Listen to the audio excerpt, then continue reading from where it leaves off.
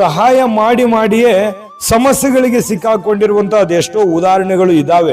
ನಿಮ್ಮ ಜೀವನ ಒಂದ್ ಸೆಕೆಂಡ್ ಹಿಂತಿರುಗಿ ನೋಡಿದ್ರೆ ನಿಮಗೆ ಖಂಡಿತವಾಗ್ಲೂ ಅದರ ಚಿತ್ರಣ ಗೊತ್ತಾಗುತ್ತೆ.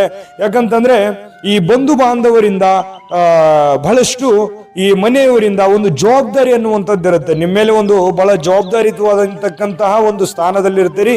ಹಾಗಾಗಿ ಆ ಜವಾಬ್ದಾರಿಯನ್ನ ಅತ್ಯಂತ ಯಶಸ್ವಿಯಾಗಿ ನಿಭಾಯಿಸುವುದಕ್ಕೆ ಸಾಕಷ್ಟು ಜೀವನದಲ್ಲಿ ಕಷ್ಟಗಳನ್ನ ಪಡ್ತಾ ಇರತಕ್ಕಂಥದ್ದು. ಜೊತೆಗೆ ಈ ಜೀವನದಲ್ಲಿ ಒಂದು ಗುರಿ ಇಟ್ಟುಕೊಂಡು ಮುಂದೆ ನಡೀತಕ್ಕಂತಹ ವ್ಯಕ್ತಿಗಳು ನೀವಾಗಿರ್ತಕ್ಕಂಥದ್ದು. ಸ್ಥಿರವಾಗಿ ಕೆಲಸ ಮಾಡ್ತಕ್ಕಂಥದ್ದು, ಕಷ್ಟಪಟ್ಟು ಕೆಲಸ ಮಾಡ್ತಕ್ಕಂಥದ್ದು, ಬಹಳಷ್ಟು ಜೀವನದಲ್ಲಿ ಏರಿಳಿತಗಳನ್ನ ಕಂಡಂತಹ ಒಂದು ವ್ಯಕ್ತಿತ್ವ ಆಗಿರ್ತಕ್ಕಂಥದ್ದು ಮೀನರಾಶಿಯವರದು ಅಂತ ಹೇಳಬೇಕು. ಇಂಥ ಮೀನರಾಶಿಯವರು ನೀವು ಎಲ್ಲಿ ತಪ್ತಾ ಇದ್ದೀರಿ, ಎಲ್ಲಿ ದುಡುಕ್ತಾ ಇದ್ದೀರಿ, ನಿಮ್ಮ ಕೆಲವೊಂದು ವೀಕ್ನೆಸ್ ಪಾಯಿಂಟ್ಗಳು ಏನು ಅನ್ನೋದ್ರ ಬಗ್ಗೆ ನಾವೊಂದಿಷ್ಟು ನಿಮಗೆ ಮಾಹಿತಿಯನ್ನ ಕೊಡಬೇಕಾಗತ್ತೆ.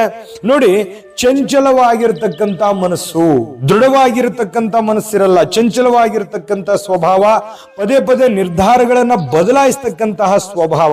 ಈ ಪದೇ ಪದೇ ನಿರ್ಧಾರಗಳನ್ನ ಬದಲಾಯಿಸ್ತಕ್ಕಂಥದ್ರಿಂದ ಜೀವನದಲ್ಲಿ ಅನೇಕ ಸಮಸ್ಯೆಗಳನ್ನ ಎದುರಿಸ್ತಕ್ಕಂಥದ್ದು. ಜೊತೆಗೆ ಸದಾ ತಿರುಗಾಟ, ಅಲೆದಾಟ. ಈ ತಿರುಗಾಟ ಅಲೆದಾಟದಿಂದನೂ ಕೂಡ ನಿಮಗೊಂದಿಷ್ಟು ಮೈನಸ್ ಪಾಯಿಂಟ್ ಆಗಿರುತ್ತೆ. ಚಂಚಲ ಮನಸ್ಸಿನಿಂದನೂ ಕೂಡ ನಿಮಗೊಂದಿಷ್ಟು ಸಮಸ್ಯೆಗಳು ಬಂದಿರುತ್ತೆ ಜೀವನದಲ್ಲಿ. ಜೊತೆಗೆ